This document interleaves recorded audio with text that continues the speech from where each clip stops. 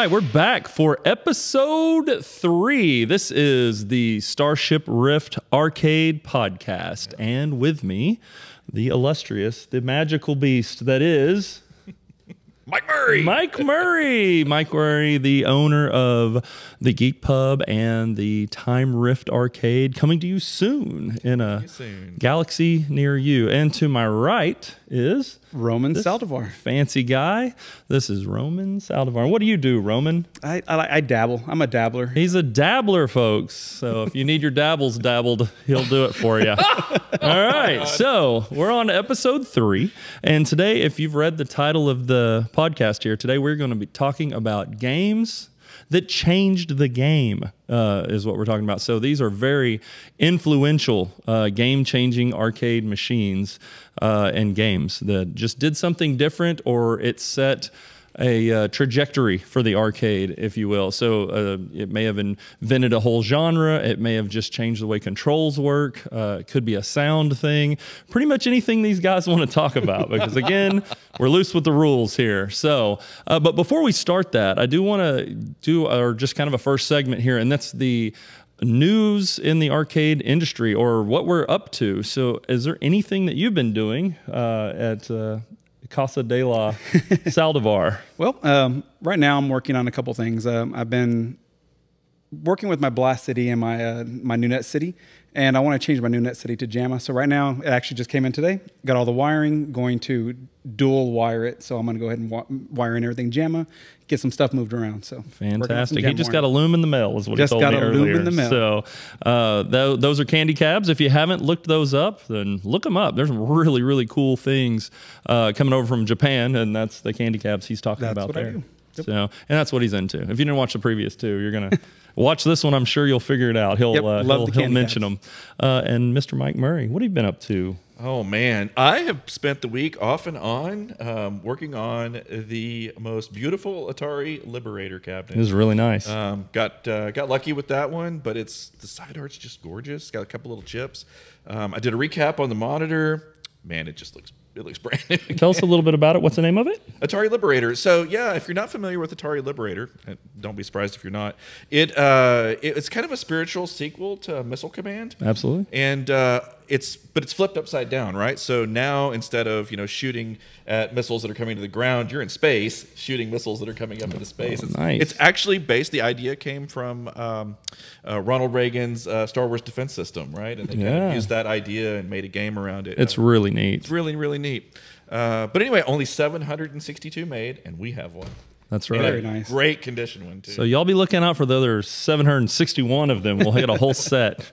So it should be easy to track those down. I wonder how many are actually still alive. Like, I wonder about that. I wonder. Because I wonder if that got converted, just thrown away, pushed in a dumpster, firewood. Yep, never know. CRT went out, no one wanted to find a new one. CRT went out. This one has a nice CRT. You did something with it. Yeah, just put a cap kit in it and just kind of reflowed all the... It had a problem. The main problem is a little washed out. I think the cap kit fixed that. And then it had the blue was flickering, and I think that was just a cold solder joint on the blue transistor, but it's gorgeous now. So all of you new subscribers on the Time Rift Arcade channel on YouTube, you've posted a video I got a video on the Time Rift channel. Yep. Fantastic. Well, those wonderful, guys. I worked on Contra today. We had a Contra that we purchased at auction probably 2 auctions ago. It had a flat screen monitor in it, and I don't like flat screen monitors, so I put a CRT back in it. So Mike purposefully tries to convert everything to LCD. I promise you, earlier it looked a little more daunting because it'd been flipped to a flat screen, and I went, oh, Mike doesn't really mind if a flat screen, so maybe this goes to the top. And I was like, I kind of still want to put a CRT in it. So I was like, not what I said. I know. I'm just telling you who I thought. So that's why I was like, he'll probably take this one if I just. And I was like, no, I better go ahead and convert it. So anyway, I'm glad you did. Yeah, everybody would be glad. You did. Yeah, I think everybody would be glad I put it back to CRT. And thanks to Roman for driving to Timbuktu to get a monitor for it. I was on my way over there anyway. He was already going. He was already going, folks. So why not? Anything new in the industry? Anything you need to touch on for Time Rift? I don't think so. Okay, well, let's get to it. So we're talking again about influential game-changing games, right? So I will start if you're okay with that. So I think we got to go back and again just reset to what games we're talking about here. We're talking about video games that are commercial games that have that accept a coin. So the first one I would say is pretty influential is Computer Space in 1971. Have you seen this cabinet? I have never. I've seen just like videos of it on like YouTube and stuff. People playing with it, but I have never seen one in person. Oh, never. Gotcha. How about you? Have you seen Computer Space? I have not.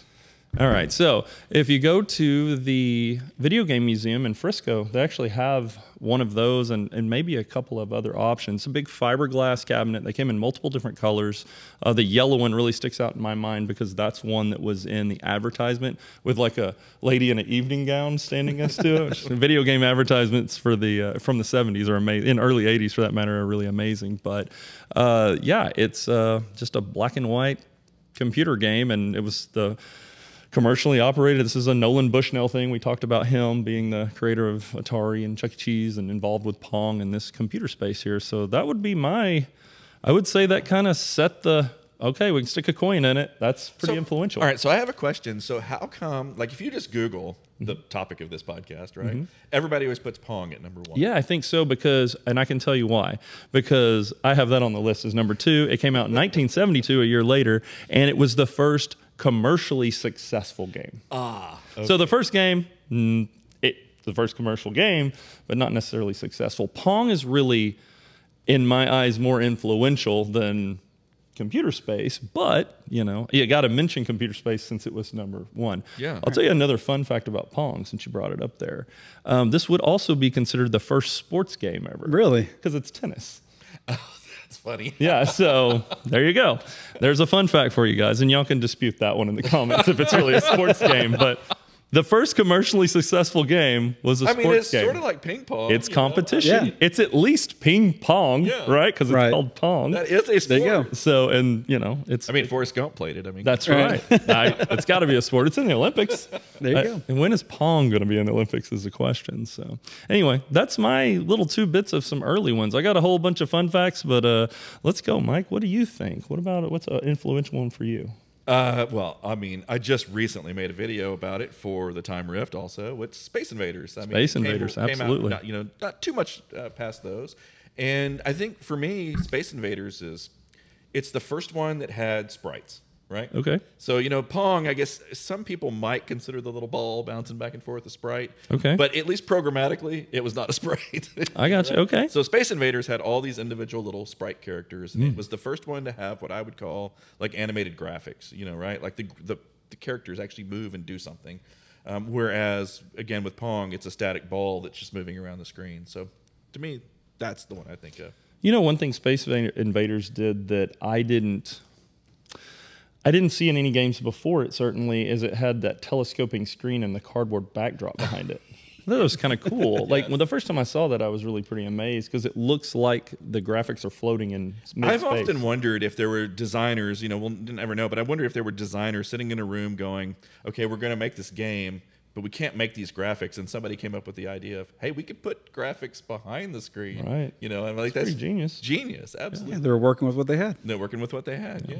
And the whole, what is it? So like it's like a UV light that they put in there that makes it glow. I believe so. It's gorgeous. Oh, it's great. I think there's a white black light maybe. Yeah. So, and I used. It's in both Space Invaders and Space Invaders Deluxe. I think the Deluxe may have like a color gel over it. Maybe the difference. Yes, Yep. I think you're right. It does. Yes. Right. Okay. Good. I get to be right once today. I always get that mixed up because like I worked on that Moonbase cocktail and it has multiple gels to make the whole screen. But it's still a black and white game. Absolutely. I know a game that's a little. I don't know if it's on there, but Warlords. It has a gel on the upright actually with that weird backdrop, but it's a black and white monitor, I believe. And then on the cocktail table, it's a color monitor, which I didn't know that. It's kind of neat. I didn't know that. Interesting. Kind of fun. What about you, my friend? So I guess I want to say first is that we did our list individually. So we have to realize that this won't be in chronological order. Oh, And okay. we also may be talking about stuff that's someone else has talked about. So I'm going to throw that out there for the that's for totally our fine. viewing audience Again, here. Gotcha. no rules, guys. Right. Go right ahead. But you're free to. You're like if yours was. I'm just making something up. But if yours was Space Invaders too, you're free to talk about it. Oh, I'm going to. Don't worry. Get you some Space Invaders. So I'm going to continue the Space Invaders and just tell a little bit why I think it was such a great game changer as well. It wasn't just about the sprites, but when it came out, it was so good, so popular, and we've touched base on this and on another podcast, but there are actually entire arcades dedicated to just this game, where you walked in and there was 50 arcades, but it was all Space Invaders. So I'm sitting here. I mean, I'm so glad you said that because I'm sitting here thinking about this purely from a technical perspective. But you're talking about a cultural perspective. Yeah, this changed the culture, and thinking about it bigger terms, I think this is probably the one game that started the revolution of video games because they know how profitable it could be. And to put it into perspective, not adjusted for inflation, in 4 years that game made $3.8 billion. So I don't know if you know this, but there's still a Space Invaders in Japan. There's still a Space Invaders annual competition. Oh, I didn't know that. I have a video. I have a picture. I'll throw in the video. That's awesome. But they get together and they line up all these cocktail tables and they play Space Invaders in a competition. That's awesome. Fantastic. And that's that game that stands the test of time. And I think we talked about on our previous podcast where we said, what games do you need to have in your arcade? Space Invaders. Space are those Invaders games. is one for sure. There's you're going to be able to find one when you're looking for one, but getting one in good condition, putting it together, you want to have a nice one. If you have one of those, you can get a nice one of those. Absolutely. So, but that one I think started the revolution of, hey, we can make money off of this, so let's put the effort into making these great games to make more money. I got you. So we'll close the. Or do we have anything else about Space Invaders? No. I don't want. I'll close. Go play it. Go play Space Invaders. So just to close up on that, it was the first game to retain high scores between sessions. Ew, I didn't know that. Now it resets when it has a loss of power at the end of the night. To go back just a hair back on that, there's a. Is there a high score saves for that game? There may be. I don't know. I don't know either. That's a good question. Somebody commenting below. Yeah, Is there a high score saves kit for Space Invaders? I think there is. I know there's a multi-game kit. Galen, I've fixed Galen's Space Invaders. Tell me if I put a high score save kit in it for you. So, Seawolf actually precedes it, the first to keep a high score. But it wasn't. They didn't have it thought out yet. So Seawolf, you could just do your personal best, but you could hit a button and reset it. It was almost like resetting a Right. Like you're a meter. Your speedometer or your trip meter on your car. Exactly. Yeah, it's your trip meter. So you could reset your high score with a button. Right. So it didn't actually retain a high score to compete with others. It was just your own personal to reset. So kind of weird. But that was 2 years before that. And yeah. Space Invaders, also continuous background music. First one. Very interesting. Do you consider it music? Not me. I didn't write. Mr. Google wrote this. I didn't write this. So because I always think of that as the moving of the. Me too. But I guess it is continuous. I guess it is. Yeah. That's credited that. So again, if I'm wrong, I apologize. These are just the fun, weird facts that I found out about these. I'm actually intrigued. Now I want to see if there's a soundtrack for it. Oh yeah. Yeah. 2 hours of don't. Yeah. I hope there is. I hope there's a record. We can scratch it. I'm sure there's a 10-hour video of this on YouTube somewhere. Who would know is DJ Pibb. It's what's credited for, so I have no idea. If you want to go with a little more high score stuff, Starfire, a year later, let you actually enter your initials for the first time. So again, maybe not super influential, but these are like some arcade firsts for you to go along with. Space Invaders, definitely influential. So your Tato fact about it not being a Japanese company. Yep. A guy looked that up and actually he was like, I had to look this up. And it was like some weird thing. I think he was, I can't remember what he was now that I'm thinking about it. I'd have to look in the comments of the last podcast. Definitely. Watch the last podcast. You'll know what we're talking about. Watch them all. So what about you, Raymond? Do you have another one past Space Invaders? And you're more than welcome to jump around if you like. Yeah. I'll just go through one because this has led to a lot of new stuff coming up and a lot of new games. But this could be tracked back to a game in 1986 called Chiller. Oh yeah, Chiller. It was the first game that actually had blood and gore in it. That was against humans. There was stuff that, there's some older games where you could get splatted on the ground or something like that, but it was always an animal. But Chiller actually was trying to be gory. It was really gory. Yeah. Do we know what year? What year? 1986. 86. Okay. 1986, and that game was one that you got to choose to do the gore. And as we know today, that's led up to a lot of other things, and people wanted to get more into it, which we can go into that in more detail later. But it really set the mood that it wasn't just for children, that you could start putting more adult content into, or more parental suggested content into games. And I'm not saying that was the one that started the craze, but it's an example of someone thinking about that early on and knowing that it wasn't just for kids anymore. This is a tiny tangent, but I don't. We're close to the same age. Yeah, right? yeah. I thought we were. Yeah. So when I was in high school or junior high, like if you played video games, you're kind of a nerd. Kind of a little bit of an outcast. Right. Where today's kids, everybody plays video games, and it's no big deal. So that's I bring that up because I think that having an adult theme is kind of a stepping stone in that evolution of games becoming kind of cool for everybody. Right. And they went all out on Chiller. It was extremely gory. Like extremely gory. Not for the time, for now it's extreme. There was a topless girl in Chiller you blow away.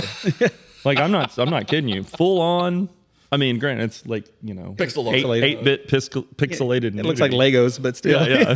That's a topless Lego girl with square nips, but you could shoot her. So right. it's pretty rough. It's pretty gory. So anyway, so that's Chiller, but I'll take you backwards just a little bit. So the first video game controversy, again, via Google here or whatever website it was on, Death Race 1976.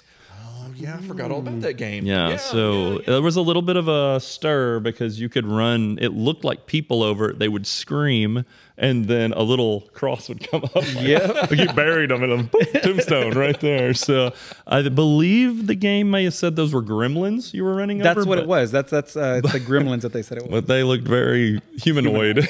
So again, all pixels. And the artwork, if you've never seen a Death Race in person, which is actually pretty tough to see, my wife loved this game when we went and we played one in San Francisco at a really nice museum-esque arcade there. And it looks like hot rods, like from the, that hot rod, the Rat Fink hot rod there. But they're like death, it's like the hood, and he's like cruising, just crushing, people. What year was that? 1976. 76. So, yeah. First video game controversy is what I would say there. So, how about you, Mike? Do you have another game that you would consider? I think if we move forward a little bit, I think I have this right. I may be wrong. Mm-hmm. Isn't Battlezone the first 3D game? That's a good question, and I don't have that. I think Battlezone is the first. It's vector-based, right? Is the first true 3D game. Yeah, there's a bunch of vectors that kind of came out in a lump. And if you don't know what a vector graphics or vector monitor is, this is something you're not going to be able to really pick up on anything you watch. Yeah. I suggest you go to a retro arcade that has something vector on the floor, a Tempest of Star Wars, a Red Baron, a Battlezone. And these graphics are, can you explain how a vector draws? I'll put a little animation on the screen, but a raster monitor draws line by line by line by line by line. It's basically just reading from memory and dumping each pixel on the screen. A vector monitor is the board is using math, and it's actually drawing a line using the guns on the CRT and actually drawing a line at different angles instead of wiping back and forth. Yeah, it's pretty amazing. If you turn the flyback up on that, you can actually so see gorgeous. The drawing of the line. You can see it pointing, which is really a cool effect, but it looks crazy. You got to turn it back down, so it's just showing you what you need to see. But I don't know, to answer your question on if Battlezone was the first, but it certainly feels like it has depth to it. It feels 3D. I believe it has the record for being the first game. I might be wrong. I love it. Hey, if you can think of another one, folks, just put it in the comments. We don't care about being wrong. We care about you having fun. So, but yeah, Battlezone, to me, that feels absolutely correct what you're saying. I just don't remember. But other games that were vector that had that 3D effect were Star Wars, Red Baron, Battlezone, and you were able to really pick up on that. And that was kind of it for a long time until you got into more polygonal, with polygons and whatnot, or you might consider something like an iRobot or something that had some depth and you could see something coming, or some of like Sega stuff like Outrun and that has some sort of the scrolling, the parallax and the scrolling. Yeah. There's some parallax scrolling that definitely gives depth. That's like the two 2 or 3 or 5 or 9 different levels of the layers. But what do they call the it coming at you that like Afterburner and Hang On and Outrun did? There's a name for that. Oh, I thought it was just a 3D effect, you know. Just it like is. It's called 3D effect, according to Roman. So we're going with 3D effect. Below, put what the name of that is. Sega called it something. Yeah, let us know what that is. It's some scaling or something. I forget what it is. Yeah. But parallax is like the background moving at 2 different paces, so it does give a real 3D effect. This was more coming at you, and I don't remember what they called it, unless I'm just totally wrong. So, so Mike, so you mentioned Battlezone. Tell us a little more. Well, I wasn't actually planning on going into it. Oh, my bad. All right. This, Mike, I'll tell you that the military actually used that game. I think I heard that before. Yeah, like the military used that game for, I don't know if it was for tank controls or practice or for fun. I don't know why, but the military actually used Battlezone. I thought you knew that. I did not know that. Yeah, that's I fun actually pulled Battlezone just out of the. I wasn't prepared to talk about it. Oh, okay. My bad. I thought it was a highly influential game. I'm so sorry. I thought you'd know all about it. No, I just pulled one off the truck like 20 minutes ago. What about you, Roman? Do you have another game you think influential? Yeah, I think you could probably see where my trend is going with this. But in the 80s, in 1988, we had a couple of games that came out that started a lot of talking and all that. One of them was NARC. Oh my God! And, skipping all the way up to NARC, I love it. So we are going to jump around. NARC. Again, that's more of that. I'm looking at these games as being geared more towards adults at this point. Sure. You know, you're arresting people, you're shooting people, you're blowing them up in the streets. Absolutely. And I think one of the big things too was, you know, the war on drugs back in the 80s and the 90s, and it had that. And then at the same time in '88, we had Splatterhouse that came out on arcade. And according to Google and all things internet-wise, I believe that Splatterhouse was actually the first game that had a parental advisory on it. Oh, really? That said this is not for kids. Wow, I didn't know that. Yeah. That's pretty good. Another game that is a vector game, actually. Since you bring up vector, it's Asteroids. I feel like Asteroids was a huge influential game and a game changer. How do you feel? I totally agree. Can you agree with that one? Yeah, totally agree. How about you, my friend? I feel Asteroids was that first game that it was actually hard. You know, that actually had a hard game. A difficulty level that was beyond just you know, move left and right and shoot, but your 360 movement going in the screen, moving around. I felt that it was, when you played that, you're like, wow, you have so much movement freedom. That's it. I don't know if it was just because I was a kid and I didn't play a whole bunch of games, and you know, at the time that came out, and then I just don't remember now. But I remember when I played Asteroids as a kid, it was that free movement. Because every other game I always played, Pac-Man or whatever, you were stuck in a maze, or you know, like Galaga, you could only move back and forth across the bottom of the screen. You know, but with that game, you're free to go anywhere on the screen. That's true. Turn any direction, shoot any direction. Teleport, go through the screen, come out the other side. Yeah, it was like very open. Yeah, the neat thing about Asteroids, it did feel like you were in space.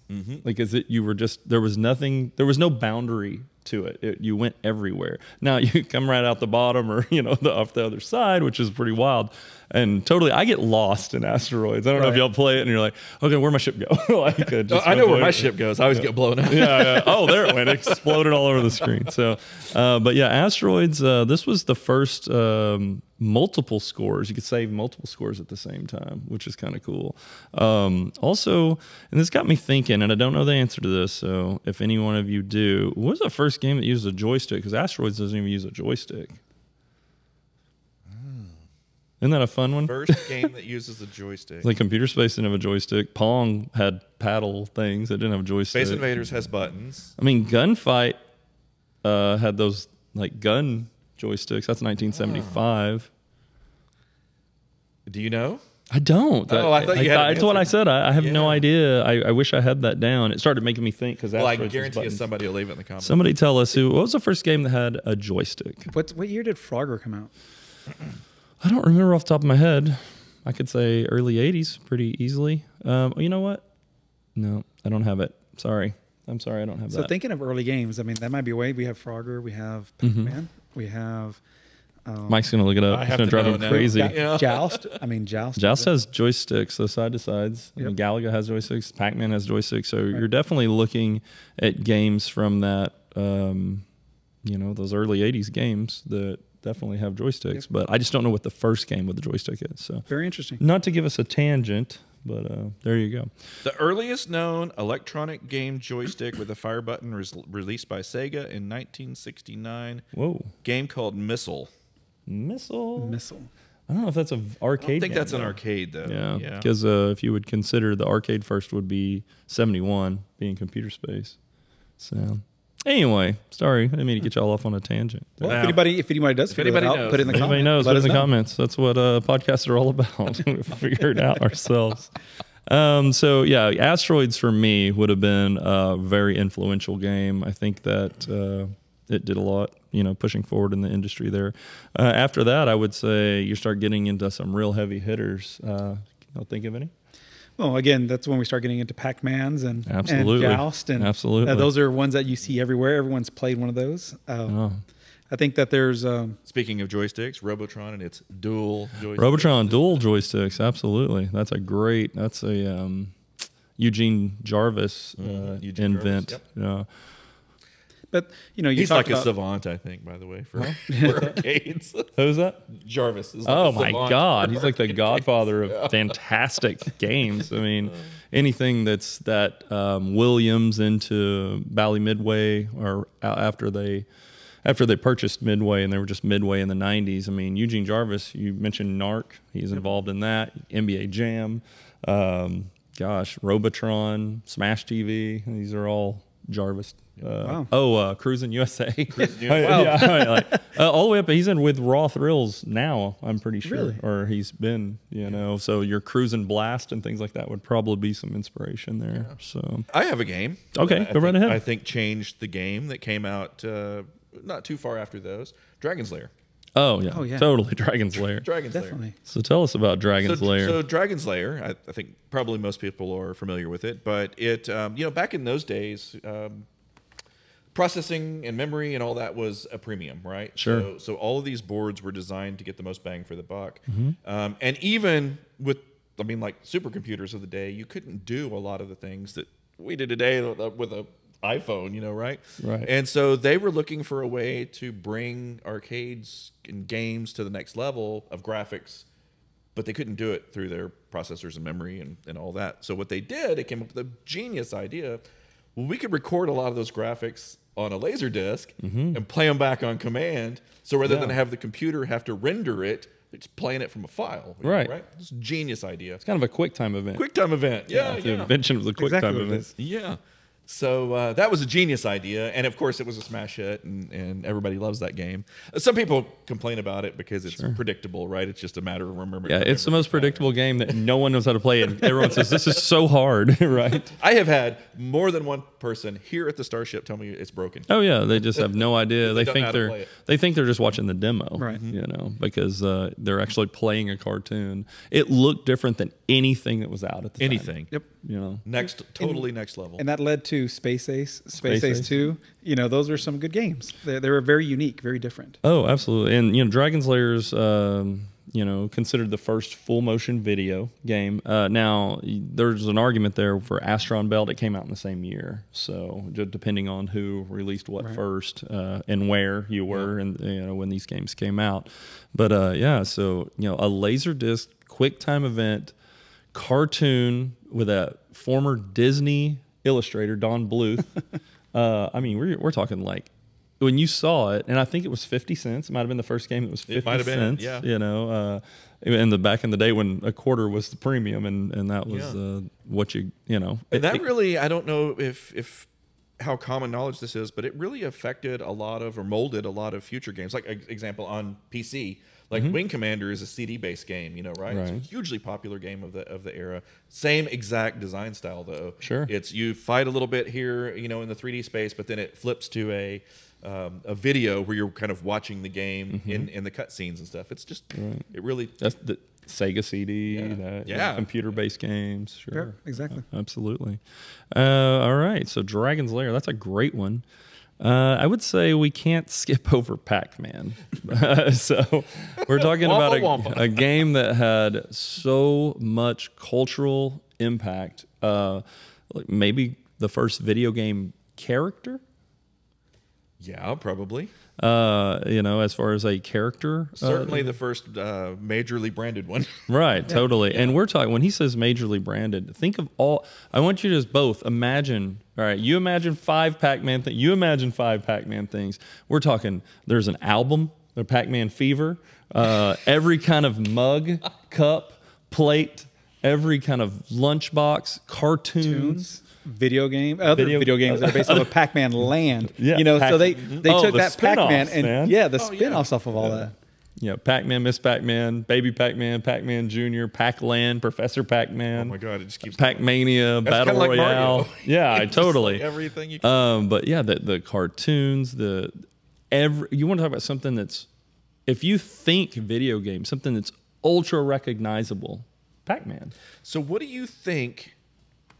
And I have an idea, but I want to hear what you guys. Hey, it's on your shirt. Pac-Man. There we go. What are the odds? You didn't even know. Snuck What on. do you think caused that?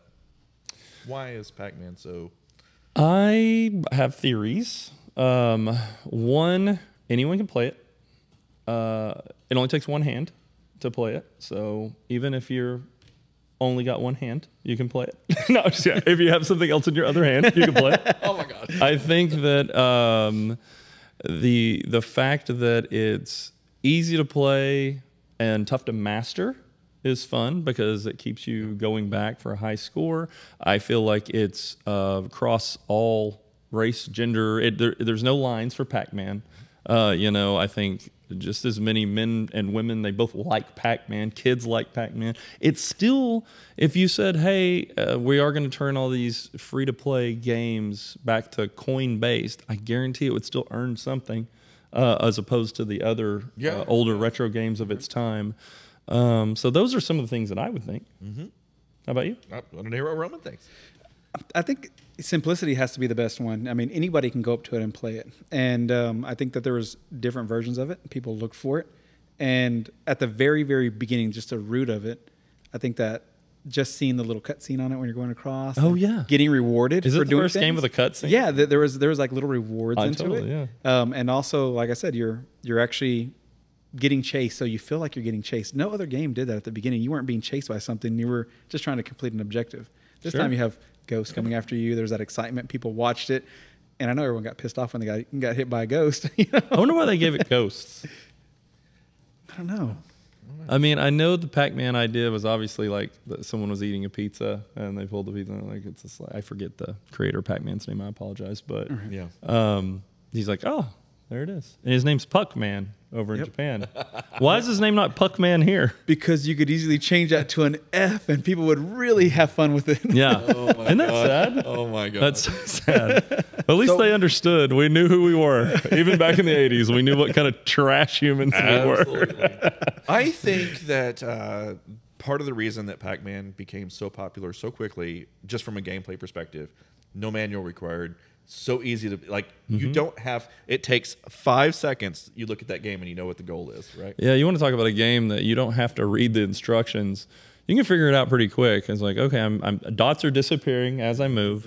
These things are clearly and not edible after you eat one and try to. I was like, oh wait, they are if I get a power pellet. That might have been the first power up in a game, you know, that I can't think of, you know. So we're talking cutscenes, power up, you know. Just incredibly low barrier. Early use of joystick. It was a black background game without being set in space, which is probably pretty, and it's a maze game, which that I will say might be one of the biggest impacts because after that, maze games are everywhere, right? Yeah. So we've got maze games. Ladybug. Yeah, Ladybug.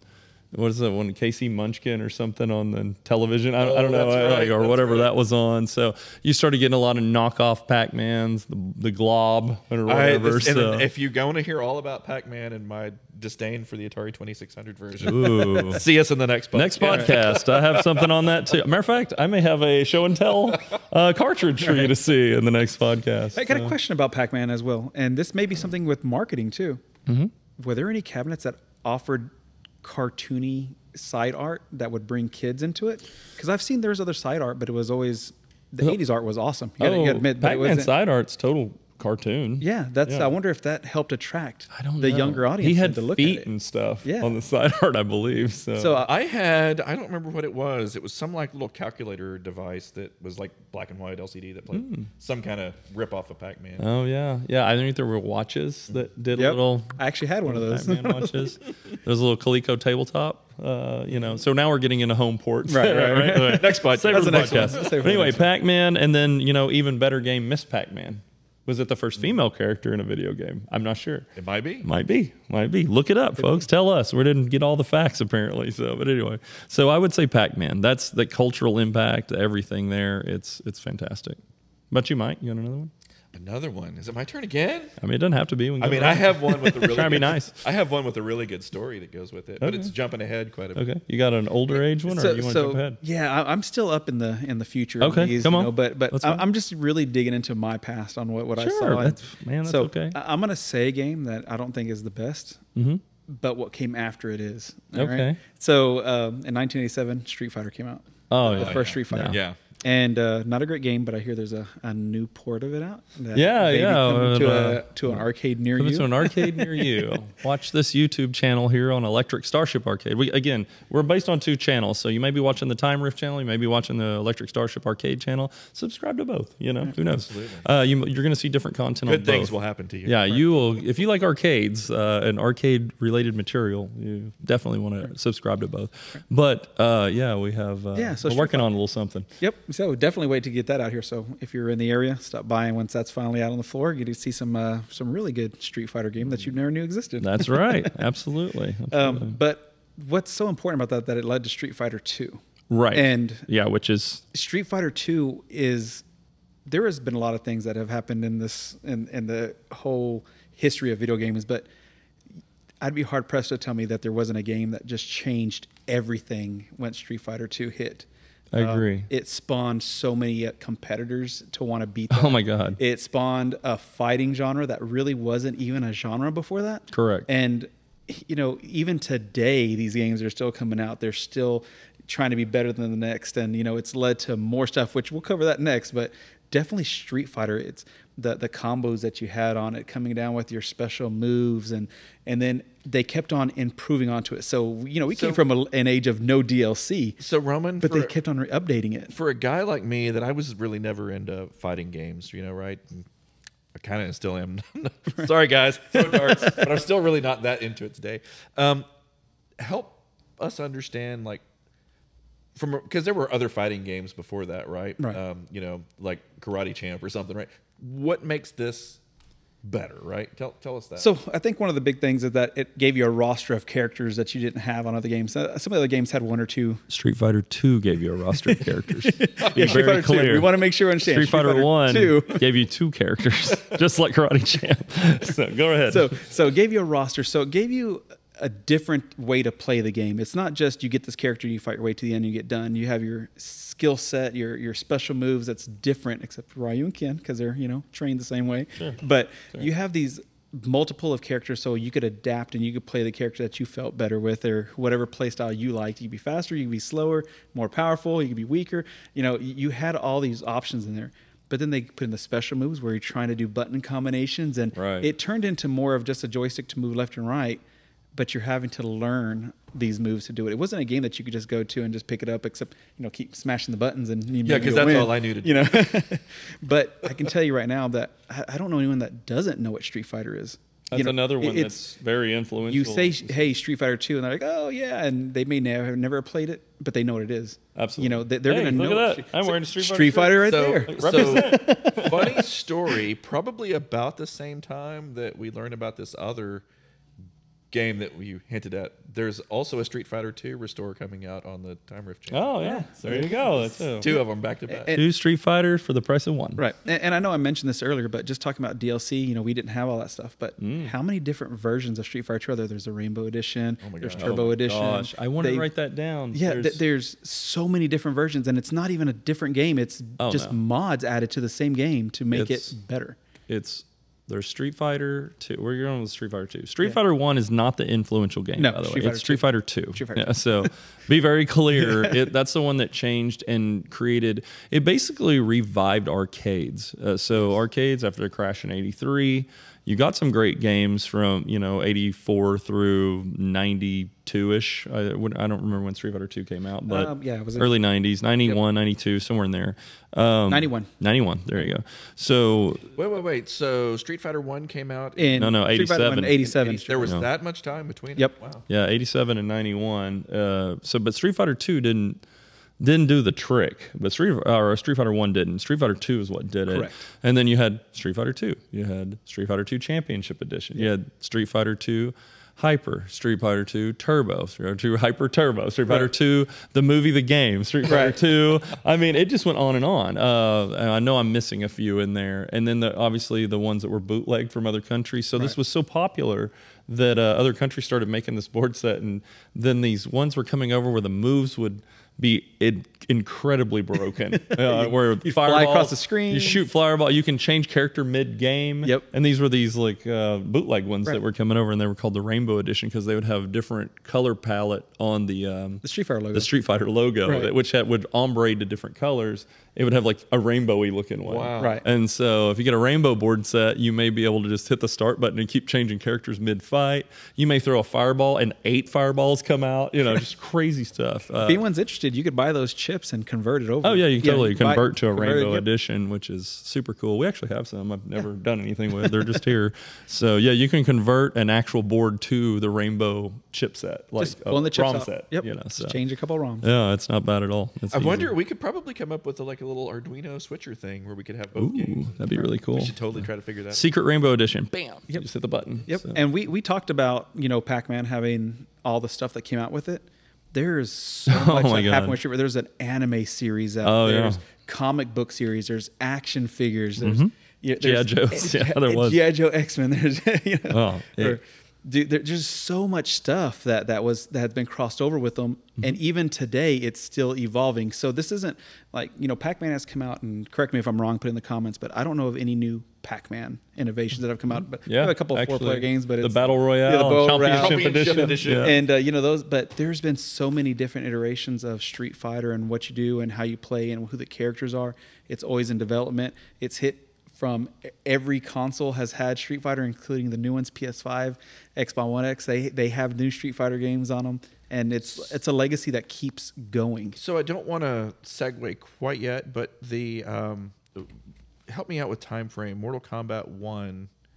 Well, it's 92. Good that you say that. 92. So it's real close. Okay. Really close. Yep. It's actually 92, like you said, Mortal Kombat. But again, that's why Street Fighter 2 was so influential, because it spawned the next iteration of the fighting game, in which I think is Mortal Kombat, which is fighting directly against Street Fighter. Yeah. They wanted to get a piece of that pie. So your Coke, Pepsi, your what is like Apple versus IBM. I mean, I can't read the new one. Sprite versus Sprite. No. There's a new one. What's that yellow can? Yeah, that's what it is. Starry. That's not real. That's not a real. I'm talking about that. I see it everywhere now. Sega Genesis versus the NES. Nintendo. PlayStation. Yeah, I'm talking about the all-time battles. Now we're getting into one with a fighting game battle here, because Star Trek, Star Wars. I would give you that one.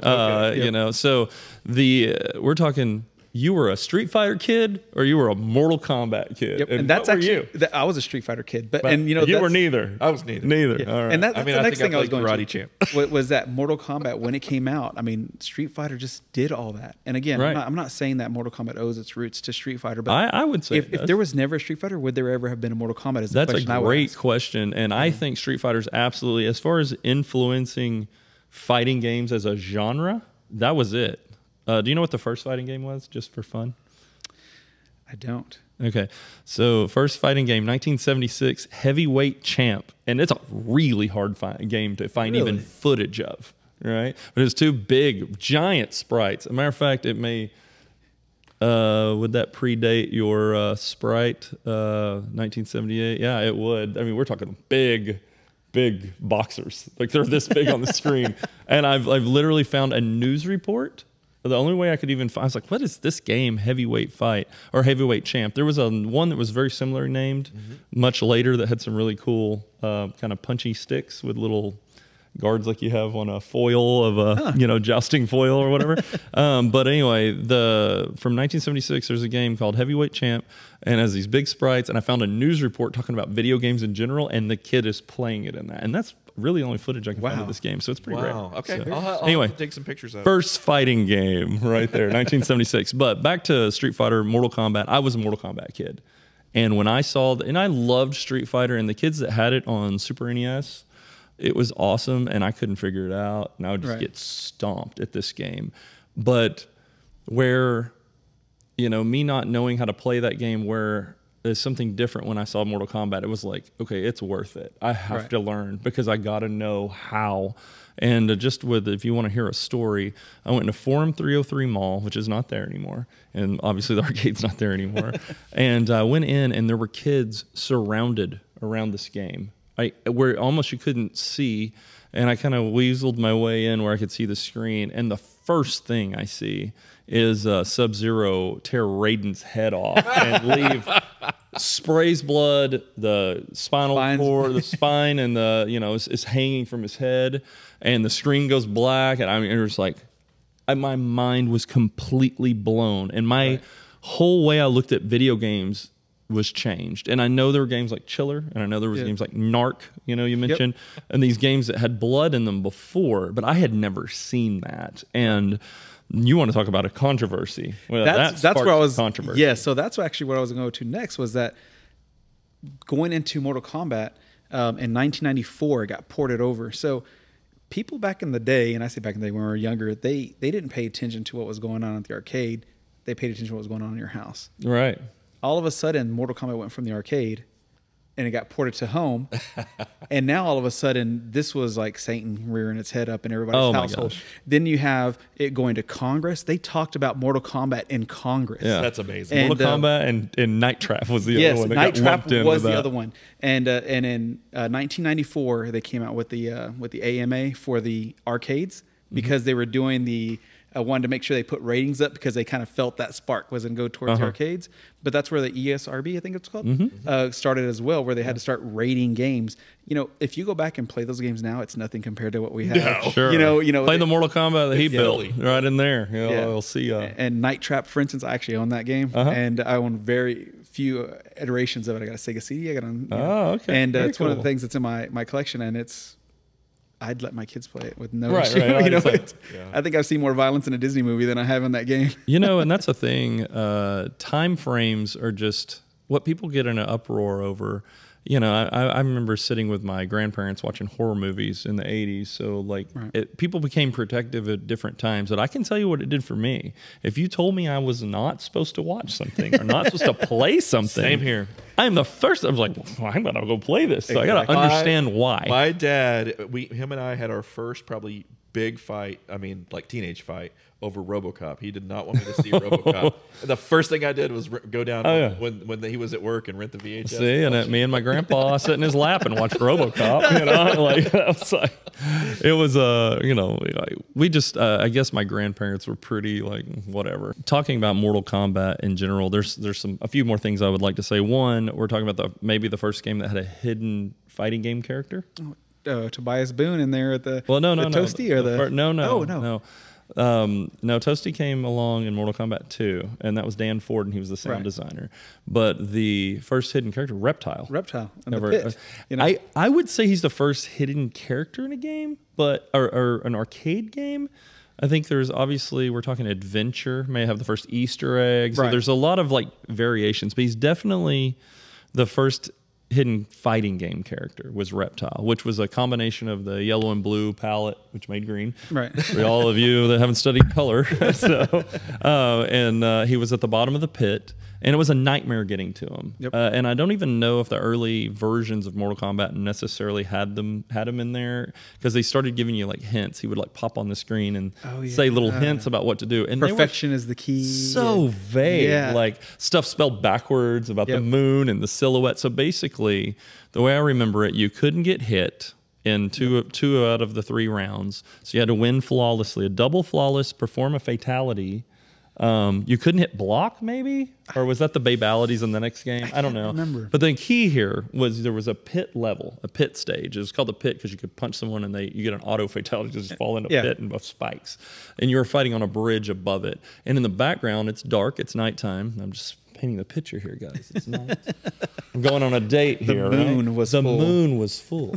And in the moon, there would be, if you were lucky, you just happen to be on that cycle of levels because, you know, it'd go through 7 or 8 levels. And then when you hit the pit stage, if you hit the pit stage and there was a silhouette going across the moon, and it would either be a witch on a broom, it'd be Santa and some reindeer, it'd be a little spaceship. But if it's going across that moon, this is your moment. And you've got a double flawless fatality.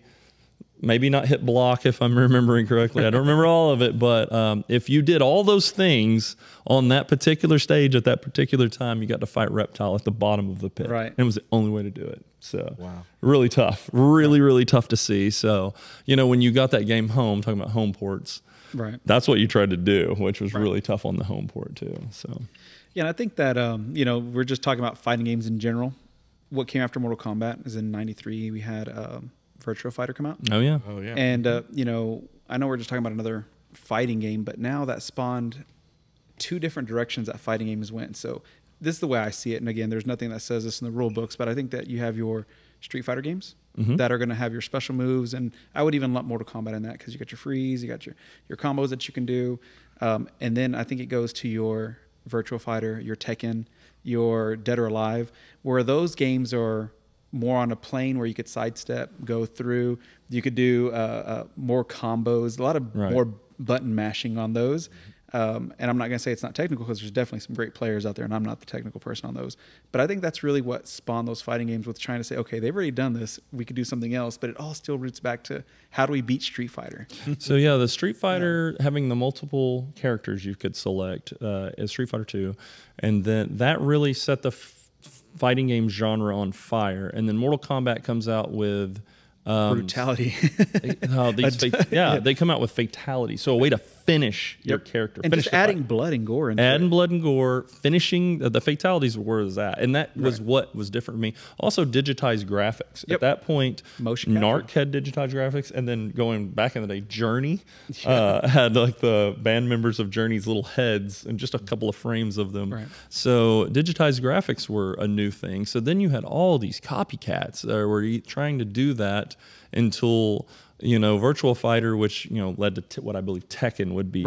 And to me, this is the creme de la creme of fighting, is the Mortal Kombat, Street Fighter, and Tekken. After that, you know, maybe Virtua Fighter I would throw in, but it starts falling off. Killer Instinct. You want to talk about combos. Killer Instinct was super influential with combos. But so that's really covers the fighting game genre really well. I think we'd be remiss if we didn't mention a few more influential games from back in the early 80s. I think Donkey Kong. Oh, for sure. You know, we're talking about a game that's had, I mean, gosh, there's lawsuits about Donkey Kong, right? One of these days, I'm going to have another arcade. It's just, or I think it's going to be just like an arcade themed bar. And I'm going to call it the Hammer and Barrel. Oh, I love it. It's awesome. There's trademark, no patented way that hasn't been taken. Probably. Hammer and Barrel Bar and Grill or an arcade. Go ahead and just put your plug in. I guarantee that you ain't getting out of it. Button Man. I mean, there's all that one's taken. I guarantee. But I love the name. I love that name. So I love Hammer and Barrel. But yeah, Donkey Kong. Gosh, what is that considered? What do you? When you're trying to list games like on a website, like I have this many shooters and this many fighting games. I can just put Donkey Kong and Pac-Man like classics. That's but what where I put it too. Yeah, just classic. But is it a platform? No, a platform, classic platformer is what I would call really it. a platformer? Yeah, I mean, because platform, you're jumping, you have these an are my objective. favorite kind of conversations. You start, That's why I bring them up. You know, I would think that it's a platformer, but it's only a single stage platformer. It's not a multiple stage. Okay, platformer. I can go with that. I can get on board. Ooh, single stage platformer. Yeah, it's a single stage. You better put a TM at the end of that, buddy. Reserve that right. Yeah, buddy. Put a little R on there or something. I like that. That's really good. Yeah, I didn't know. I wouldn't know what to call Donkey Kong, but you know, I love the fact that it's one of those games where you're not basically playing. Galaga, again, another super influential game. I think it's the best of the space shooters. You know, but you are playing on what seems to be the same stage. You'll get some different sprites to shoot out of the sky, but Donkey Kong different levels. Yep. You know, you're going to another level. Even Pac-Man didn't. Miss Pac-Man did have different mazes, but even Pac-Man doesn't really have different levels. I mean, it has like, it ups the challenge by the time the ghosts, you know, stay blue or whatever, where you can eat them. So pole position, I can't think of a whole lot of sit-down drivers. I mean, that was a stand-up, but it did have a cockpit. Right over there. I can't think of any as well. There's one. I will tell you though that, you know, I'm not sure what is the first game with the steering wheel, because that's Well, Death obviously Race definitely had a spawned- steering wheel. Yeah. That spawned everything too. Well, there was a lot of games video game that had steering wheels. So a lot of your games that like Chicago Speedway, like these old Chicago coin games, the electromechanical. Yeah, games I think had that's the one I was. steering wheel. I don't know the name of it. Is that but the one where the car would just go back and forth? And, Yeah. There was I did- one I played at like Six Flags that had like a cardboard cutout that moved when you Yeah. turned the steering wheel. And Totally. So steering wheel games go back a ways, but as far as that really cool third person, you're kind of behind. You know, a lot of the racing games like Turbo, you're kind of above the car more. It does go forward a little bit, but there's a lot of games where you feel like you're above it. This one, you're on that really pretty good third person view. I mean, you couldn't hit it to first person, but in future games, it's a button away. there and was you zoom also in. a game that amusement parks had that it had like you had a steering wheel and a gas pedal, but what you were actually doing was moving a camera on a racetrack. Ooh, I can't remember what that was called either. But so it felt like you were moving. That's but cool. But you're really just moving a camera on like a little miniature set, like, you know, right in front of you. Oh, that's awesome. So there's a lot of great electric. And I don't even know, now that I say it, I don't even know if it's a camera. I think it might have been an optical effect. Oh, totally. It probably was. Yeah. Yeah. the first steering wheel game I ever played was Spy Hunter. Oh, really? I remember it. It doesn't have a steering wheel. The one I played had a little steering wheel. No, it's just steering wheel, Spy Hunter. Dude, it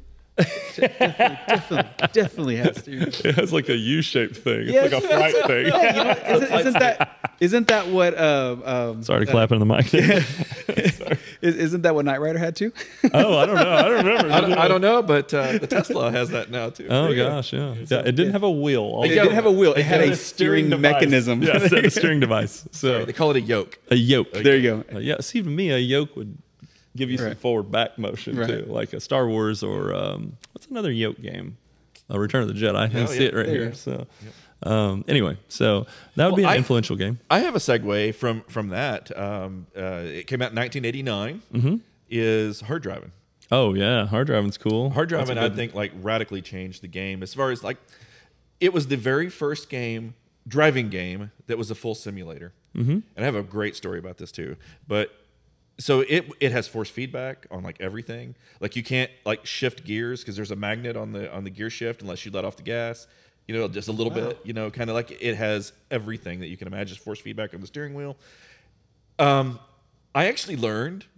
People are gonna think I'm crazy. I actually learned how to drive stick shift on that game. Really? I did. That's pretty cool. awesome. So I played this game, and a clutch? It has a clutch, and it's force feedback Wow. clutch and everything. I remember the key. That was It had a key. That was cool. By the way, we have one of these in our collection. It's not finished. We haven't finished the restore Right. process. It was really tough to find the monitor. Hey, they found you a monitor. He found me a monitor. That's And for all you young people, clutch was something that used to be in cars when you had to drive. Yeah. So look up standards. So like different definitions of clutch now. Clutch free throw shooter or being clutch. You know, that's so. So I had a buddy, Chris Phillips. If he happens to be watching this, we hung out in high school. He had a green Ford pickup truck, standard manual transmission. Nice. And he asked me one day if I could move it like from the front of the house to somewhere else. And I had never driven a standard, but I had played that hard driving game, and I just like went with it. I was totally able to drive it. It was totally The first, it's odd. My buddy Topher, like Chris, you're right. So that was the first clutch I drove was his truck, but we had to like move his stuff to a college like way up north. So, but yeah, my dad threw me the keys to one. Said, "Hey, you got to go deliver auto glass." That's how in Dallas traffic's where I really learned. So it was tough. I can tell you right now, Brandon, he comes over here every once in a while to play games with my friend. I've been friends with him forever. His parents had an MGB, a little car from overseas. Nice, never had driven standard. He said, "Hey, let's go move this car." And I sure did almost put it through the fence until I slammed on the brake my before I went through it. So, Everybody's got a rough clutch story. yeah. If you're our age, if you're listening to this that 20 was the years scariest I've ever earlier, been. maybe not. But I feel like a lot of the modern games built off of that technology. And by the way, when hard driving came out, it was like one of the most expensive games ever. Oh yeah. You know, it was super expensive. In fact, Atari almost canceled it before it ever got off the ground because it was costing too much. Wow. So, yeah. That's wild. So we mentioned Donkey Kong, Pole Position, Dragon's Lair. How about a 4-player game, Gauntlet? Was there a 4-player game before Gauntlet? Can you think of one? I couldn't think of one. So I would say in 1985, the first 4-player game. You know, it's really hard. Try to find the first 3-player game. I mean, Rampage? Maybe. You know? That's the only Gauntlet 3-player game I know. I can get Moonwalker, Combat Tribes. There's some other 3-player. Obviously, Rampage World Tour. Yeah. I can think of some 3-player games, but I just can't think of anyone before Rampage, and that one's not listed. But I'm pretty sure Gauntlet's the first 4-player game. Yeah, Gauntlet is the first game that I remember like being in an arcade, and you just always walked up to it and added your quarter and started playing with somebody else because everybody wanted more help. You know, right? Jump in. Yeah, that's a great, fun team game. I would have said it was also the first game to let you add a quarter kick to continue. It's not, but it definitely. It feels that way. I popularized You were paying for time at that time. Wizard needs food, right? So yeah, it was a pay to play. It was your first pay to play game. Yeah. Actually, a game that predates that is Fantasy in 1981, which is a pretty cool game. Actually, I looked this one up. I had to watch some footage of it, but that was the first one to allow continues. So it predated it by 4 years, but definitely cool. I don't know that I've played that one. What is it like? Buddy, I'm telling you, I may have to look it up on my phone, or you can obviously plug some footage in. Yeah, I'll put some footage in. I just can't remember what it looks like. It's cool. I want to say it had like multiple different kinds of levels, which was pretty unique for that day. I forget who it's by. It was like not just an everyday. Oh, I think it was by SNK maybe. Really? Yeah, like an early SNK game. But it looked like a cool game. It's called Fantasy 1981. Guys, look it up. Play it on emulation or something. Tell me how. I'm going to tell you if you like it. Yeah, definitely. Because I don't think you're finding it in an arcade anywhere. I certainly don't see it very often. I can't remember seeing that game at one of the local arcades. Yeah, so cool. I want to say it might have had some balloons or something like hot air balloons or something. I don't know.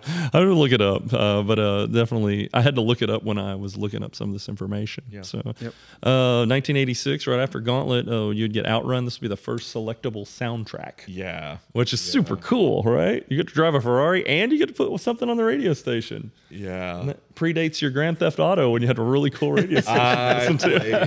I mean, the heck out of Outrun. Outrun is so cool. Outrun's great. Yeah. The vibe. If you think about that whole vaporwave, chill wave aesthetic, right? Outrun is what you think of.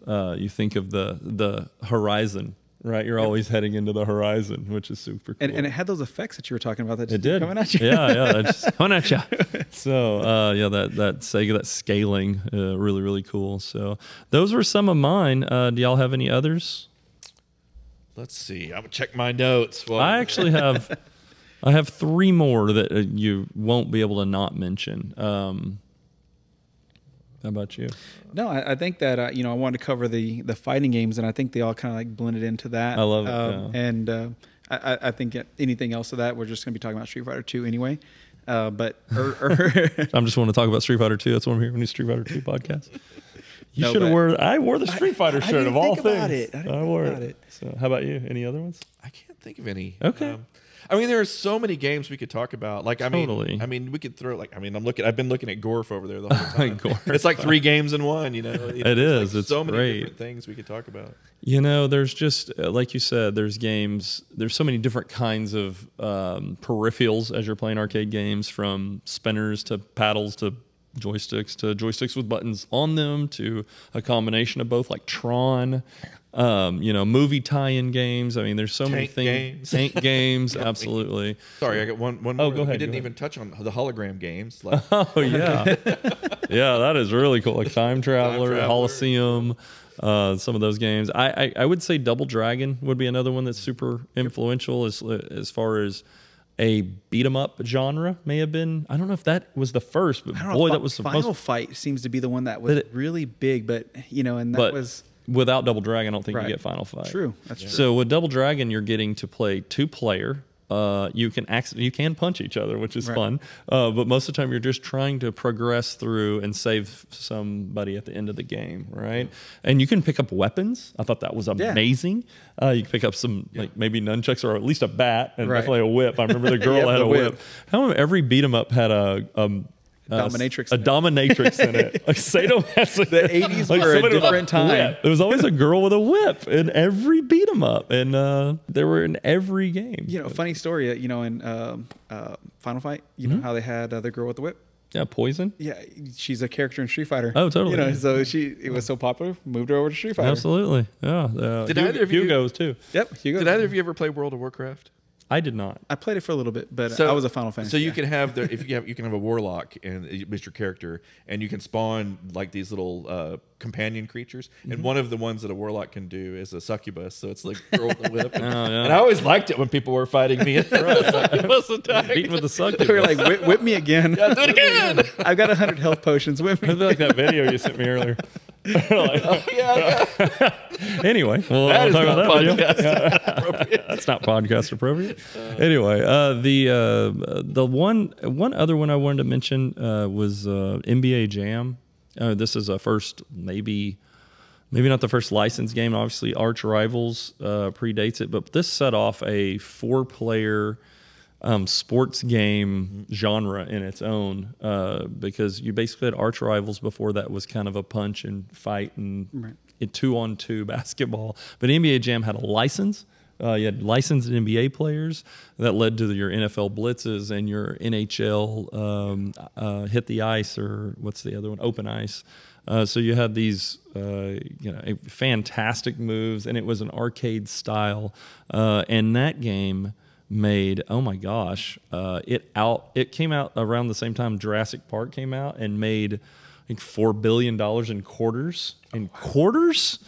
Okay, can you imagine $4 billion in quarters stacked up? And I don't know if any other game did this, but that was the first game that I remember that you could put your initials and save your progress and come back and play later. You could do that. You could do that in Gauntlet Legacy. I know that. Yeah, we never talked about that. That's a really cool thing. Yeah. And the modern version of that, I think, is the keypad code you see on like Raw Thrill games, Raw Thrills games, I should say. And then other than that, if you're getting into other influential stuff, you start getting into really cool peripherals like, Dance Dance Revolution. You're talking about a dancing game that set off, Step Maniacs and Pump It Up, all that other kind of dancing games. They still have competitions for DDR. Oh, totally.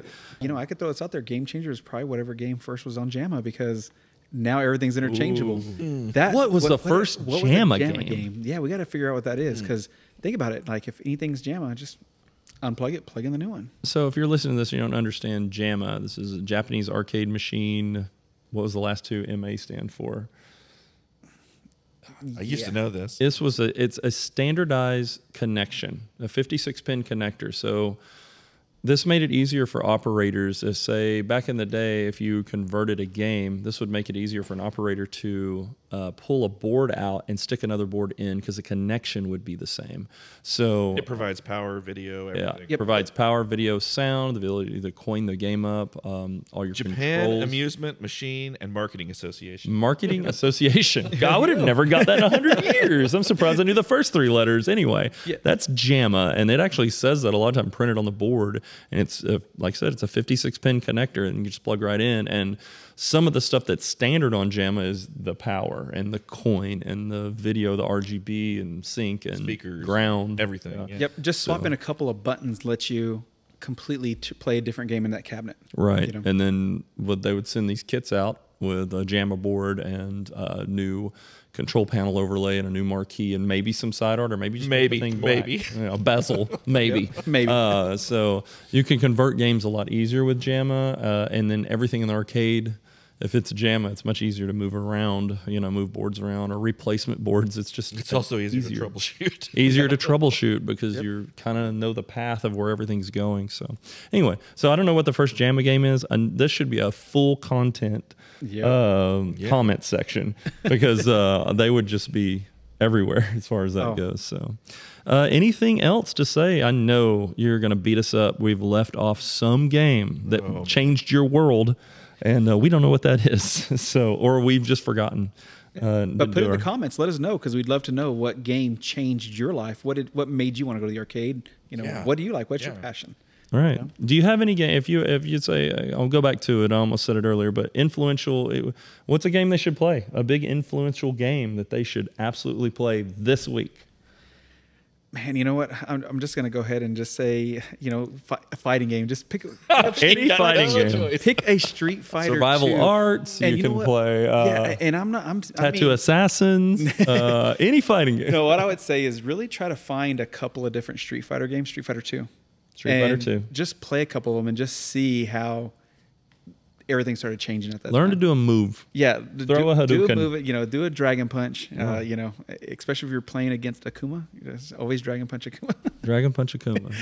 How about you, Mike? What should they play? What influential game should they play? I am going to do a pinball this week. What? Yeah. A pinball machine? Totally. Play a pinball machine. Forget video games. Yeah, forget video games. Should totally go and play Stranger Things.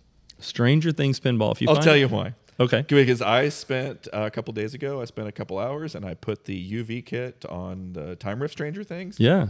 Dude, that is the most amazing thing. It's really cool. Ever. Yeah. My wife and I probably played that game for like 3 hours. It's a great game. And upside down world where everything just changes, like two pinball machines in one. It's amazing. Stern created a game based on the Netflix TV series Stranger Things, and it's really, really fun. It has some really fun, innovative things. If you have a premium or higher, premium or LE, it has a projector in it, so it's got almost a little drive-in movie on the screen, which is really cool. If you activate a mode by knocking down the drop targets in the middle, the little movie screen folds down and creates a ramp that has a Demogorgon behind it, and you fight the Demogorgon. You can fight the Demogorgon, which is fight it with a pinball. Put a pinball right down its throat. You can put a pinball down his throat and end his life immediately if you got a good shot on it. So. And I have figured out, and actually I think my wife figured this out first, but if you pull the plunger just to the right spot, you can actually graze all 4 of those drop targets in one go. Wow, that's pretty good. That's pretty good. Like that. I like that a lot. If I said to play a game this week, I would probably pick Tapper, if you've never played Tapper. And I have that on my super innovative arcade cabinet list because it actually has tap handles. You basically play a bartender. This is a early Bally Midway game. You play a bartender, and there's patrons coming to the bar, and you simply just move your bartender and pull a tap handle like you're pouring beers. And this was in arcades for kids. So they had a root beer version. They did have a root beer version, but you might run across the Budweiser version and actually branded Budweiser and send beer down to the patrons, which super cool. So a really fun game. So find a place to play Tapper. One of my favorite things for that game is crazy. I know people are going to either love or hate it, but it's the Simpsons mod for it. Yes, that's really cool. I actually like it. Yeah, they got a ROM set where all the characters are. You're basically in Moe's Tavern then, and all the characters are like Barney and Homer from The Simpsons, and you're sending beers down the bar. They should make a Family Guy one since they always go to a bar and Family Guy too. That'd be really cool. Totally.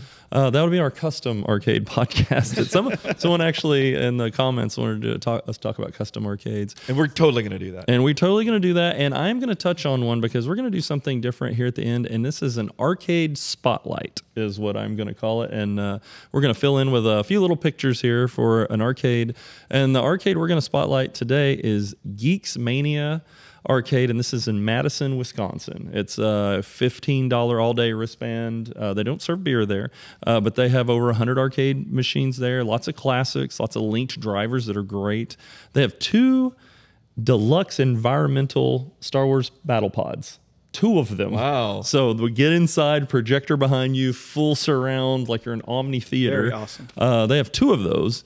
They have at least 15 classic Bally and New Stern pinballs. I believe they may have the Stranger Things pin. Do we have a square footage for them? I don't have a square footage. That's a great question. I'll get that next time. Yeah. They have pool tables. They have skee ball. They have air hockey. Yeah. They have so they've done a couple of custom arcades, and one I'm impressed with. One I'm freaking blown away by. So the one I'm impressed with is they have a DDR machine, and it is see-through.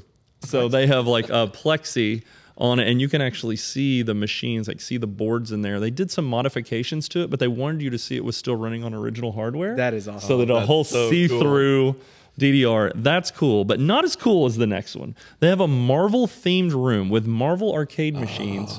So your Capcom. We forgot to mention there. Capcom. Oh my God. All this, but that's not the most unique thing. The most unique thing is they had a board set for 6-player X-Men, but they didn't have the cabinet. So they got the board set.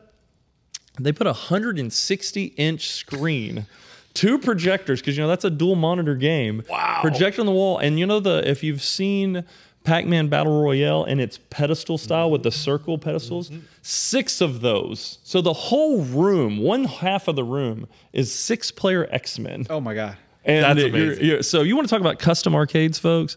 Geeks Mania Arcade, Madison, Wisconsin, $15. Go in there and play this giant, the biggest, as far as I'm concerned, the biggest in the world, the biggest 6-player X-Men. That's a big cabinet that's already. Amazing. So dual monitor, they did the dual projectors to project on a 160-inch screen.